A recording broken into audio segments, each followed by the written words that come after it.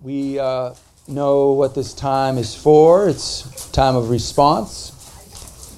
I just want to, as we try to do regularly, remind us about this time.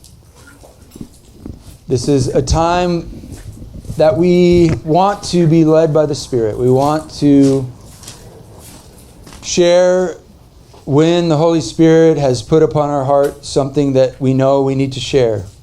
We've talked about what that feels like, what that sense is.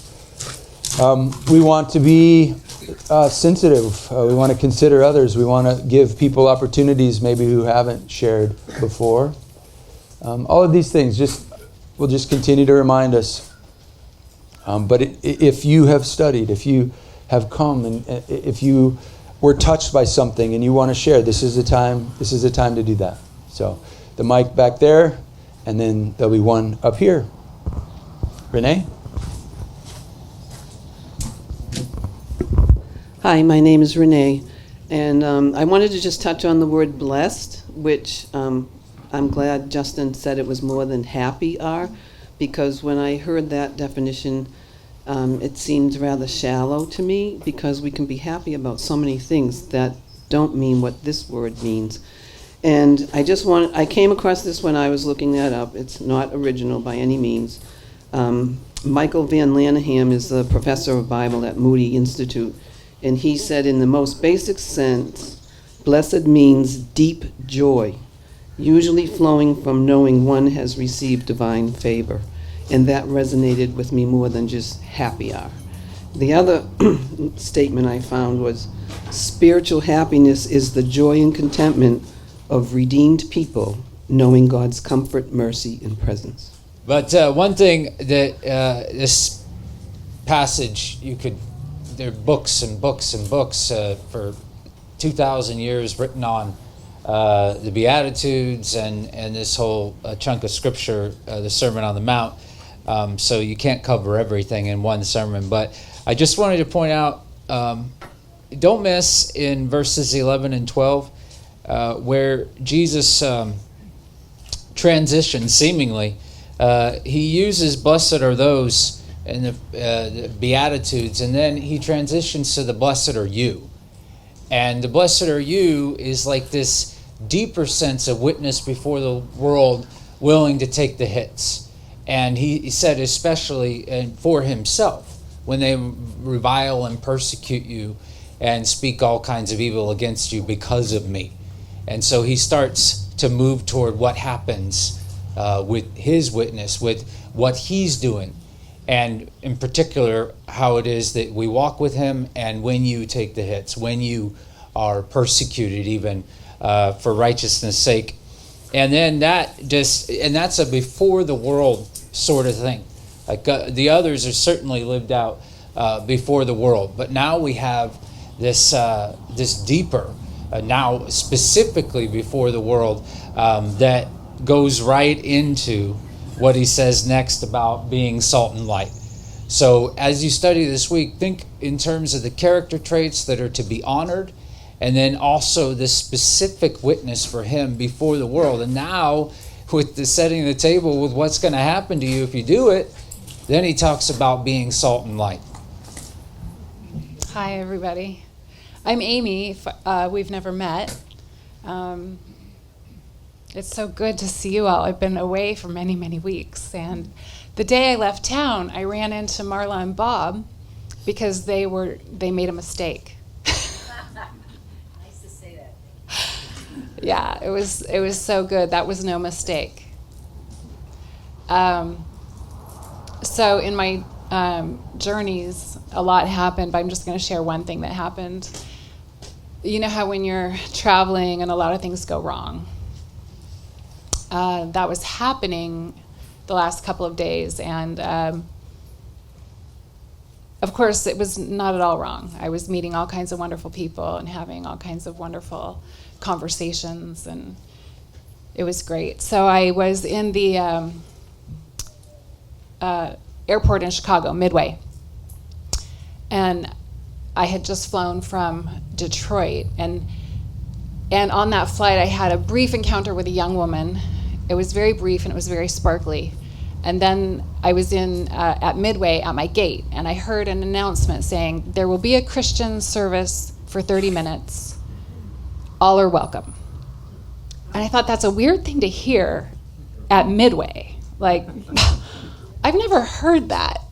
And I'm like, Lord, I didn't catch like where this is happening, but if I hear it again, I'll definitely go.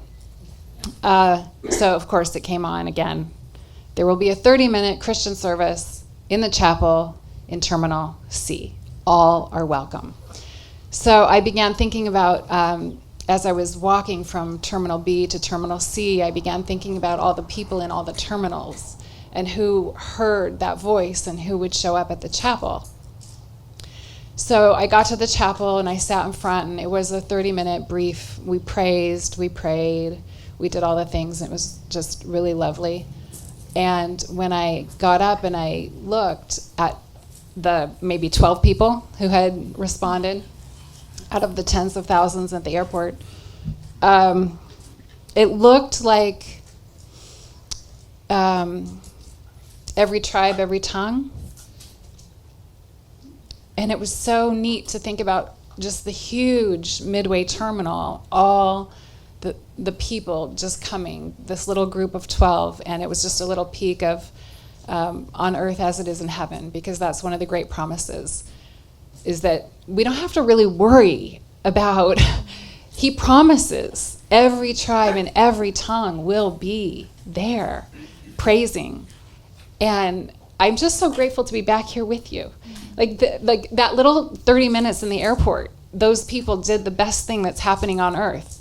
And we're here gathered doing the very best thing that's happening on earth at any time, is people gathering and praising his holy name. And I know if you're young, it doesn't feel like it all the time. You're like, oh, church again, you know. But just that moment of gathering with people and praising his holy name. So, and thank you for the tech people. I worshiped together with you on Tuesdays. And I'm so grateful. So thank you for all of this. I'm happy to see you and be here this summer. And is Summer on the Mount? Is that what we're calling it? I'm so excited about that. So thank you, and God bless you. My name's Mike. I do go to the church. I sit in the back. Just thinking, Father's Day is the number one day men skip church. And it's not because they had a bad dad.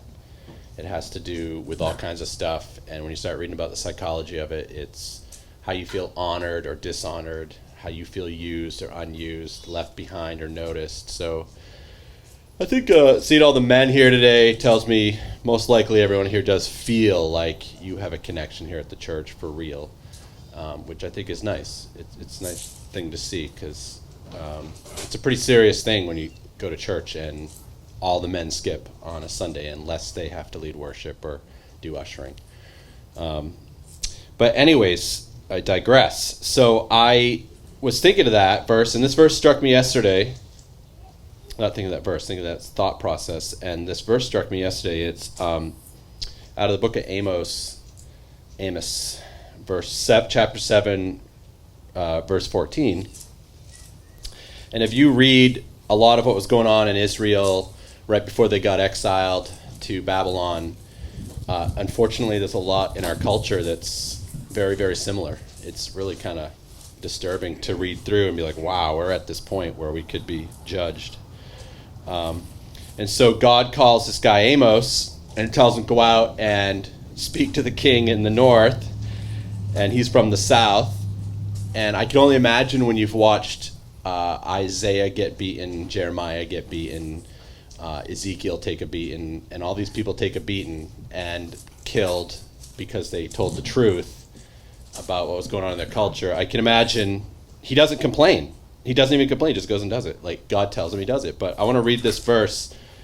Amaziah, verse 12, sent orders to Amos, get out of here, you prophet.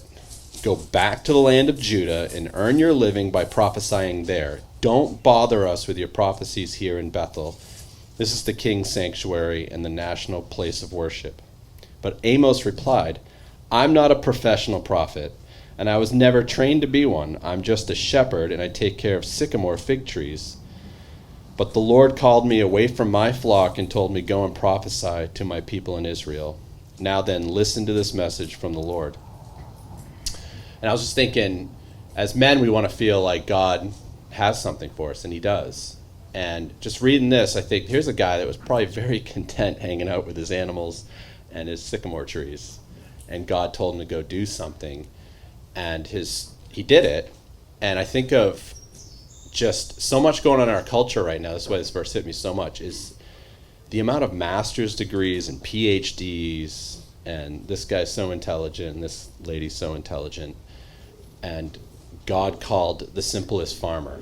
I have something to tell you, go tell the king. And I can only imagine the emotional thought process. I'm not trained, and everyone takes a beating who goes and tells the truth, and I just want to encourage guys today. I was just thinking, stand up, do what's right, stand up for God, and I just think this guy here showed that he felt used by God and he wanted to do it.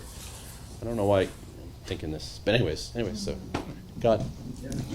I was wondering if you guys know something that happened somewhat recently. The Pope got together on Mount Sinai and said we have some new 10 Commandments, and they even had this symbolic shattering of the old 10 Commandments, and obviously that's blasphemy, sin. And I just want to make sure that we're not saying or thinking that these were new commandments. I mean, Jesus was quoting from the Old Testament every single word. This is not New Testament stuff. This is redirecting what the Torah is all about. So if you think these are new, then if he says things like in John 14:15, if you love me, keep my commandments, you're like, oh, you mean Jesus' new commandments? No, they're not new. He said that he came to do the will of his Father. He was not, changing the law. I mean, it's really important to understand what he was saying. These are not new laws. And one word I think is important to understand is righteousness. That's kind of like the opposite of anomia, lawlessness. So, it matters what we think, which law he's talking about. The echad, the oneness of God is a very, very important concept. He said, if you've seen me, you've seen the Father. This is not anything new. I think that's really important. There's a lot of deception, and I think that's just going to increase. And so we need to know what Jesus was talking about. And this was not new rules. If you guys have heard of James, the brother of Jesus, his nickname or whatever was James the Just, the tzaddik, that's the Hebrew word here, the righteous. So it means lawful, a person of upright or just character through obedience to Yahweh's commandments. So hungering and thirsting for righteousness, that's important what point he's making there. I just wanted to say, Justin, thank you so much for the way you presented that, because I think so many times, and including myself, we can look at the Beatitudes and think which one of these do I check the box, or which one, I see myself as here, so this is where I fall or whatever, but that's not what he's saying here, and I love that you said it that way, because these are all characteristics of Jesus, like you were saying. And so what he's really saying is do you desire to be like me? Do you desire to live the way that I live, who I am? And I think if we can just challenge ourselves as we go through the Sermon on the Mount this summer to not look at these sections, and again, my Bible, probably most of them, have different titles. That wasn't there originally. So not to look at murder or adultery, okay, I'm good there, I'm good, check the box, but to say is my heart, do I desire to live like this? Is this who Christ is making me to be? And so if we can approach this summer thinking about it that way, I think it will help us to really self-evaluate and look and say, Lord, I want to be like you. Here's where I fall short, and here's where I really desire to look more like you. And so that's the whole heart of this. So I just don't want to miss that.